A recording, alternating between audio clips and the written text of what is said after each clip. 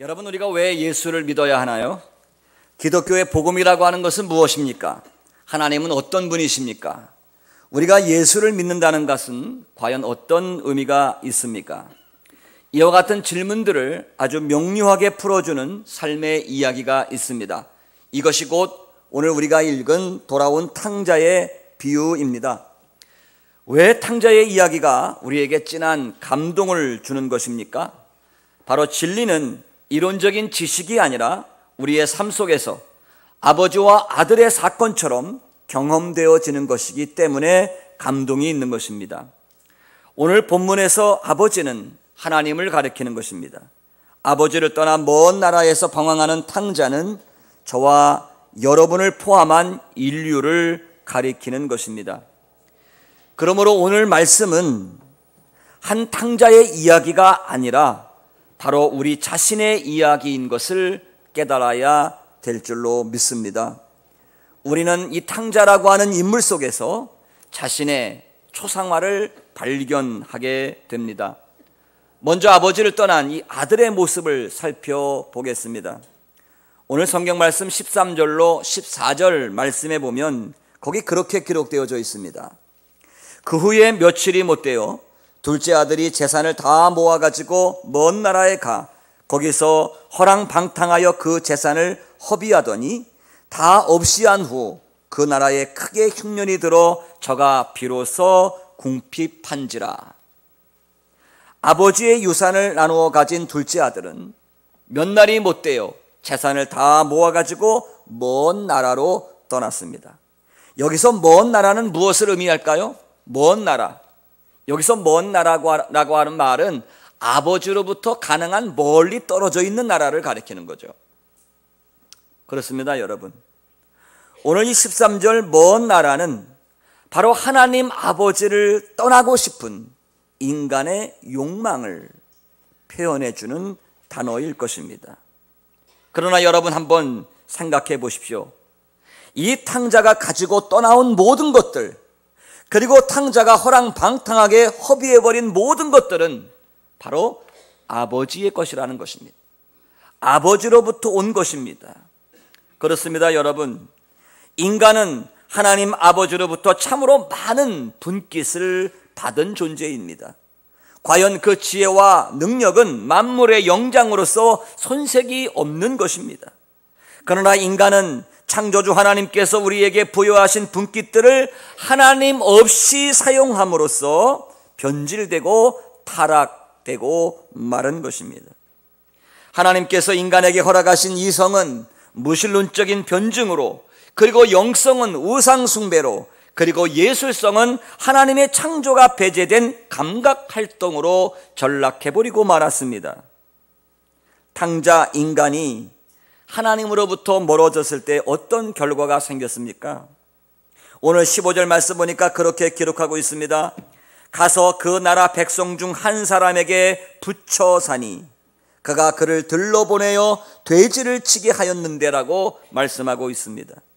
먼 나라에 가서 허랑방탕하게 모든 것을 다 허비해버리고 어떤 주인에게 매여서 돼지를 치는 자가 되었다는 것입니다. 다시 말하면 세상 주인의 노예로 전락했습니다. 그렇습니다, 여러분. 하나님으로부터 멀어진 인간은 이 세상과 마귀의 노예로 전락하게 된 것입니다. 그 결과 인생의 궁극적인 삶의 의미와 소망이 없어졌습니다. 절망에 부딪혔습니다. 또한 수치와 부끄러움을 당하고 궁핍해졌습니다. 세상의 친구들은 언젠가 다 떠나고 고독하고 외로운 존재가 된 것입니다. 결국 죽음에 이르는 고독한 자리에 이르게 되었습니다. 그래서 실존주의 철학자였던 조엘렌 케오르라는 사람은 바로 인간이 가지고 있는 가장 슬픔은 고독이고 그 고독은 죽음에 이르는 것인데 그것은 바로 인간이 하나님으로부터 멀리 떠나서 생긴 병이라고 설명해 주고 있습니다. 오늘 탕자는 세상의 주인에 매여서 돼지를 기르는 사람이 되었습니다. 여러분, 돼지라고 하는 짐승은 유대인들의 관점에서 볼 때에 그것은 이방 사람들이나 먹는 부정한 동물이었습니다. 그런데 그 돼지가 먹는 주염 열매조차도 얻어먹지 못하는 굶주림에 처해 있다는 사실입니다. 아버지를 불편하고 부담스러운 존재로만 생각했던 탕자는 아버지 품을 떠나서 자유롭게 살기를 원했습니다. 마치 저 옛날 에덴 동산에서 인류의 처음 조상이 가졌던 그러한 슬픔의 사건처럼 아버지의 아들로서 당당하게 어느 때이든지 아버지를 찾아갈 수 있고 무엇이든지 아버지께 구할 수 있는 자녀로서의 특권을 오히려 부담스러운 것으로만 생각했던 것입니다. 왜 오늘날 사람들이 하나님 앞에 나오질 않습니까? 바로 하나님 안에 있는 은혜와 축복이 얼마나 위대한 것인지를 알지 못하기 때문일 것입니다. 우리에게 영원한 생명을 주시고 위로해 주시고 우리의 삶을 풍성하게 해주시고 우리가 기도하면 들어주시는 그 좋으신 하나님 우리 아버지를 깨닫지 못하기 때문에 그런 것입니다. 오늘날에도 수많은 사람들이 하나님으로부터 멀어져서 자기 마음대로 사는 것을 자유라고 착각하고 있습니다. 그래서 교회를 다니고 예수를 믿는 것을 고리타분한 종교에 갇히는 것으로만 생각하고 있는 것입니다. 사랑하는 성도 여러분, 그러나 인간에게 언제 불행이 닥칩니까? 바로 하나님과의 관계가 파괴되고 하나님으로부터 떠날 때 그때 비로소 불행이 시작되는 것입니다. 물을 떠난 물고기가 살 수 없듯이 하나님을 떠난 인간은 결코 행복해질 수가 없는 것입니다. 아버지를 떠난 탕자는 그야말로 많은 고통과 환난을 경험하면서 비로소 아버지 안에 있는 풍성한 은혜를 깨닫기 시작했습니다. 종교 심리학적으로 볼 때 바로 인간이 고통을 당하고 시련을 겪을 때 하나님을 찾는다는 점에서 볼 때에 고난은 오히려 인류에게 축복일 수가 있는 것입니다. 오늘 성경 말씀은 그 잃어버린 탕자를 애타게 찾으시고 기다리시는 아버지 하나님의 모습을 우리에게 보여주고 있습니다. 오늘 성경 말씀 20절로 22절 말씀을 우리 다 같이 한번 한 목소리로 읽어보시도록 하겠습니다. 자, 시작. 이에 일어나서 아버지께로 돌아가니라.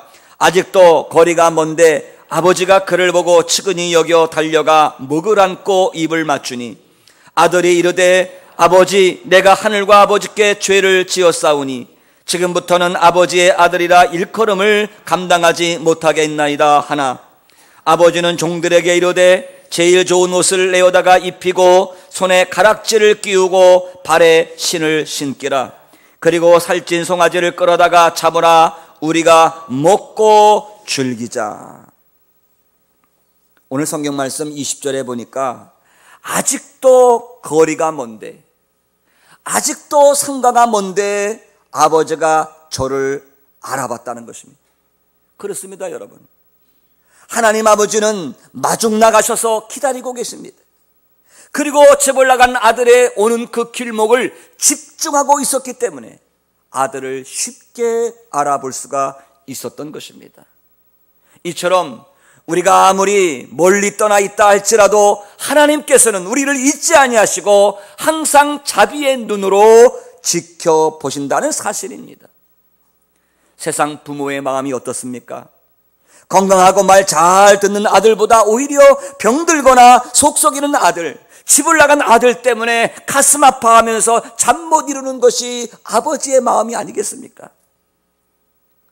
성경 누가복음 15장 3절 말씀에 보면 아버지의 마음을 양 한 마리를 잃어버린 목자의 심정으로 설명해 주고 있습니다. 100마리의 양을 가진 목자가 양 한 마리를 잃어버렸습니다.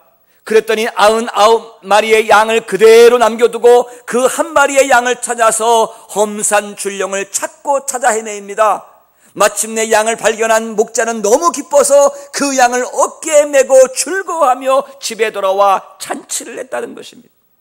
이것이 바로 이러한 심정이 우리를 찾는 아버지 하나님의 마음입니다. 오늘 성경 말씀 20절 말씀 보니까 아버지가 저를 보고 측은히 여겼다고 그랬습니다. 측은히 여겼다는 말씀은 불쌍하게 여겼다는 말입니다. 실패하고 범죄하고 넘어지고 죄 지은 인간을 측은히 여기시는 하나님 아버지의 마음입니다. 주님께서는 죄의 크기와 상관없이 진정으로 아버지께 돌아오기만 하면 끝없는 자비로 널리 용서해 주는 마음이십니다. 그래서 이사야 선지자는 이사야서 1장 18절에 말씀하시기를 여호와께서 말씀하시되 오라 우리가 서로 변론하자 너희 죄가 주홍 같을지라도 눈과 같이 이어질 것이요 진흥같이 붉을지라도 양털같이 되리라고 약속해 주신 것입니다. 또한 오늘 20절 말씀 보니까 아버지는 달려나가서 탕자의 목을 안고 입을 맞췄다고 그랬습니다. 이 땅에 오셔서 십자가에 달리셔서 두 팔을 벌리신 하나님, 그 예수님은 바로 인간의 목을 안고 입을 맞추시는 아버지 하나님의 모습일 것입니다. 더욱이 오늘 아버지는 탕자에게 제일 좋은 옷을 입히셨습니다. 아버지는 종들에게 이르되 제일 좋은 옷을 내어다가 입히라고 말씀했습니다. 찢겨진 옷, 헤어지고 낡아지고 더러운 옷, 이 옷은 죄로 인하여 파괴된 우리의 영혼을 상징할 것입니다. 새로운 옷은 바로 예수님의 십자가의 보혈로 깨끗하게 만드시고 우리를 의롭다고 해주시는 하나님의 칭의의 은혜를 상징할 것입니다. 저희들은 하나님께서 제일 좋은 옷을 입혀 주신 분인들입니다. 더 이상 종의 신분, 노예의 신분이 아니라 탕자의 신분이 아니라 바로 하나님의 아들로서의 신분의 변화를 뜻하는 것입니다. 더 이상 탕자가 아니라 아버지의 자녀로 회복되었다는 것을 보여주는 것입니다. 요한계시록 7장에 보니까 마지막 때 우리 주님 오실 때에 하나님의 은혜로 십자가의 보혈로 구속고 죄사함을 받은 사람들이 전부 다 의의 옷, 흰옷, 세마포를 입고 영광스러운 주님을 맞이하는 모습을 우리에게 보여주고 있습니다. 뿐만 아니라 오늘 성경 말씀 22절에 보니까 탕자의 손에 가락지를 끼워 주셨습니다. 가락지는 무엇을 의미합니까? 고대 사회에서 이 반지는 권세를 의미하는 것입니다. 다시 말하면 탕자, 잃어버린 아들에게 다시금 아버지의 아들로서의 권세를 회복시켜 주셨다는 말씀입니다. 천국의 약속뿐만 아니라 삶 속에서 아버지 하나님의 아들로서 날마다 승리할 수 있는 영적 권세를 회복시켜 주셨다는 의미입니다. 뿐만 아니라 22절 말씀 보니까 탕자의 발에 신을 신겨 주셨습니다. 죄와 방탕함으로 잃어버렸던 신발을 새로운 신발로 신겨 주신 것입니다. 우리 예수 믿는 신자들에게 있어서 신을 신는다는 것은 하나님과의 교제가 회복되었다는 의미입니다. 더 나아가서 우리들이 하나님의 일을 할 수 있다는 축복을 가르쳐주는 말씀입니다. 그리스도인들에게 있어서 신발은 복음의 사명을 의미합니다. 그래서 사도 바울은 평안의 복음에 예비한 것으로 신을 신어야 한다고 에베소서 6장 15절 말씀에서 우리에게 권면하고 있습니다. 뿐만 아니라 아버지는 탕자가 돌아왔을 때에 즐거움을 회복시켜 주셨습니다. 오늘 본문 말씀 23절의 말씀 보니까 살찐 송아지를 끌어다가 잡으라 우리가 먹고 즐기자 이렇게 말씀하셨습니다. 어느 주일학교에서 선생님이 아이들에게 질문을 합니다. 탕자가 돌아왔을 때 누가 제일 싫어했을까요? 선생님의 기대는 아마 큰아들이었을 것입니다. 그런데 어떤 어린이가 대답하기를 탕자가 돌아왔을 때 제일 싫어한 것은 살찐 송아지입니다. 그렇게 얘기했다는 것입니다. 그렇죠. 얼마나 어린아이다운 이야기겠어요. 살찐 송아지가 제일 긴장했을 거예요. 어쨌든 이 순간이야말로 바로 아버지와 아들 모두에게 최고의 기쁨이요 즐거움의 순간이었다는 것입니다. 우리가 회개하고 아버지 앞으로 돌아오면 하나님은 기뻐하십니다. 하나님이 기뻐하실 뿐만 아니라 우리에게 이 세상에서는 이루 말할 수 없는 궁극적인 기쁨, 하늘의 기쁨으로 넘치도록 역사해 주신다는 사실입니다. 그래서 사도행전 3장 19절에 말씀하시기를 그러므로 너희가 회개하고 돌이켜 너희의 죄 없이함을 받으라. 이같이 하면 유쾌하게 되는 날이, 기쁘고 즐거운 날이 주님 앞으로부터 너희에게 이를 것이라고 우리에게 말씀해 주고 있습니다. 회개하고 돌이켜 하나님과의 관계가 회복된 사람, 회개하고 돌이켜서 하나님과 아들로서의 관계가 회복된 영혼에게는 이루 말할 수 없는 하늘의 기쁨이 넘쳐나게 되는 줄로 믿습니다. 아버지가 기뻐했습니다. 우리 아버지가 기뻐했습니다. 우리 하나님 아버지가 기뻐했습니다. 우리 아버지가 기뻐한 이유는 다른 것에 있는 것이 아니라 죽은 줄만 알았던 그 아들이 세상에서 하나님 없이 허랑방탕하게 살던 그 영혼이 다시금 아버지 앞으로 돌아왔기 때문입니다. 오늘 성경 말씀 누가복음 15장 7절에 보니까 그렇게 말씀하고 있습니다. 내가 너희에게 이르노니 이같이 죄인 한 사람이 회개하면 하늘에서는 회개할 것이 없는 의인 99으로 말미암아 기뻐하는 것보다 더하리라고 분명히 우리에게 말씀해 주셨습니다. 하나님은 회개한 여러분들을 보실 때 기뻐하십니다. 너무 기뻐서 그 기쁨을 이기지 못할 정도로 기뻐하시는 분이 바로 우리 아버지 하나님의 마음입니다. 구약성경 스바냐 3장 7절에 보면 스바냐 선지자는 우리를 향하신 하나님의 마음을 그렇게 표현했습니다. 너희 하나님 여호와가 너희 가운데 계시니 그는 구원을 베푸실 전능자시라. 그가 너로 인하여 기쁨을 이기지 못하시며 너를 잠잠히 사랑하시며 너로 인하여 즐거이 부르며 기뻐하시리라. 바로 그것이 우리 아버지 하나님의 마음입니다. 우리가 어떤 공로가 있어서가 아니라 하나님 앞에서 잘난 것이 있어서가 아니라 그냥 회개하고 돌아온 그 자체만으로도 우리 아버지 하나님은 기쁨을 이기지 못하시고 즐거워하시는 아버지의 마음입니다. 하나님은 오늘 이 시간에도 아버지 앞에 나와서 예배하는 여러분 한 분 한 분을 보시면서 하나님은 이러한 심정으로 여러분을 맞아주시는 줄로 믿습니다. 세 번째는 잔치를 거부하는 큰아들의 모습입니다. 당시 예수님의 말씀을 듣고 수많은 창녀들과 세리들이 회개하고 하나님 앞으로 돌아왔습니다. 이때 이 모습을 가장 시기하고 가장 질투했던 사람들이 누굽니까? 큰아들이었습니다. 소위 종교적으로 보면 큰 아들이라고 인정할 만한 유대인 종교 지도자들이요 바리새인들이었다는 사실입니다. 이방인들이 회개하고 돌아올 때에 유대인들이 가장 많이 시기했습니다. 오늘 성경 말씀 30절을 보십시오. 큰아들이 이렇게 얘기하죠. 아버지의 살림을 창녀들과 함께 삼켜버린 이 아들이 돌아오매 이를 위하여 살찐 송아지를 잡으셨나이다.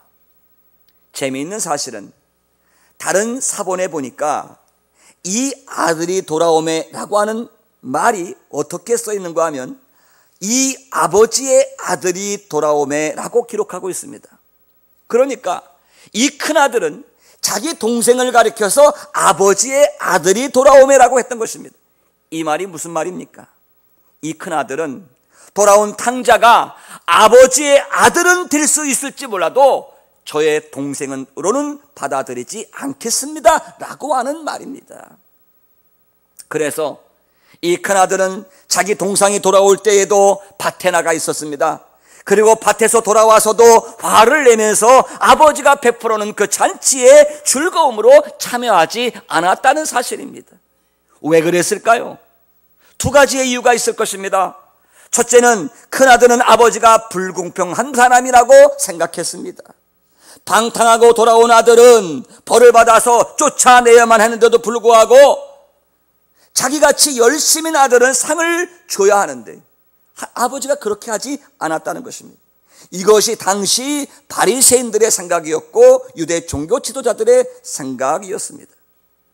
우리 바리새인들처럼 열심히 종교생활을 한 사람들은 더 복을 받고 죄를 지은 사람들은 용서하지 않고 심판을 하셔야 하는데 왜 예수님은 이러한 사람들을 영접하시는가? 라고 하는 말입니다.